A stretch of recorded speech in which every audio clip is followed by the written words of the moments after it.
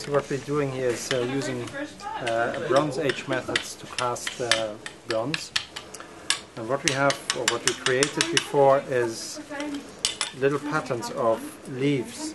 And we made them initially in wax, or the students made them in wax. And what we're using is a process called the lost wax process.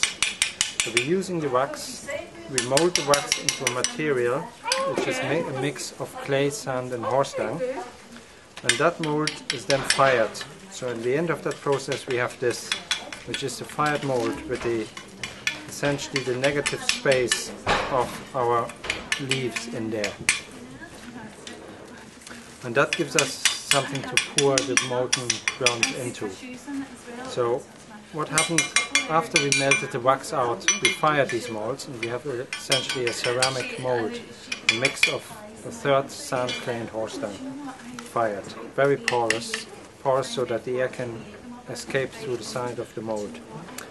And after we have poured the bronze into it, this is what we get out of it. We get exactly what we created initially in the wax. So it's a shape of 4 leaves here, or 3 leaves, on a little stem and screw piece where we poured in originally. So that was in there. The temperature we need for melting the bronze is about 1020 to 1050. We poured the last one at about 1060 degrees, a bit hotter than usual, but it flowed beautifully and we get all the detail in it. This is a method which was initially invented about 5,000 years ago in the early Bronze Age here, and just the days for Ireland. So the initial was pure copper, and then they started to add other metals to it, initially arsenic, and then later on tin, which was got from Cornwall. And the method we're using here is essentially the same method, using the charcoal and the bellows. The only difference here is that because of the weather we couldn't do it out in the open, so we went under shelter, so we used the bucket instead of digging a hole into the ground. But otherwise it's exactly the same. The bellows, the back bellows, which are made through a design which is from Denmark. And then in the front we have the furnace which holds the charcoal, and in the charcoal is embedded a little pot like a mug, which is the crucible, and that's filled with the bronze.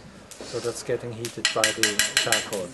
Normal charcoal in a barbecue gets up to about 500 degrees, and with the bellows we reach the temperature of about 1200 to 1300 degrees for the charcoal, enough to melt the bronze at about 1100 or 1050. We're out at the Marble Arch Caves, which is a very historic site in County Fermanagh, apart from the caving and everything else that goes on here. So the students were invited to join an artist in residence from the Fermanagh District Council, and this man brought us out here 2 days ago, and for 2 days we've been out in this lovely landscape, cold as it may be, but we've been building furnaces. Prior to the visit in the Marble Arch Caves, Holger came to the college to work with the students on a brainstorming activity where they selected a theme or a title for their project.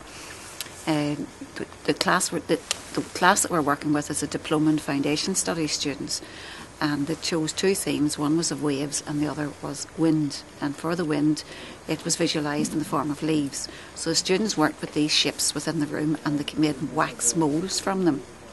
And the process by which Holger is showing them is the lost wax process, which is a really old system by which a lot of the older sculptors would have used many centuries ago. It's an opportunity for them to see this type of work being done. Otherwise you could live your whole life and never see it being done.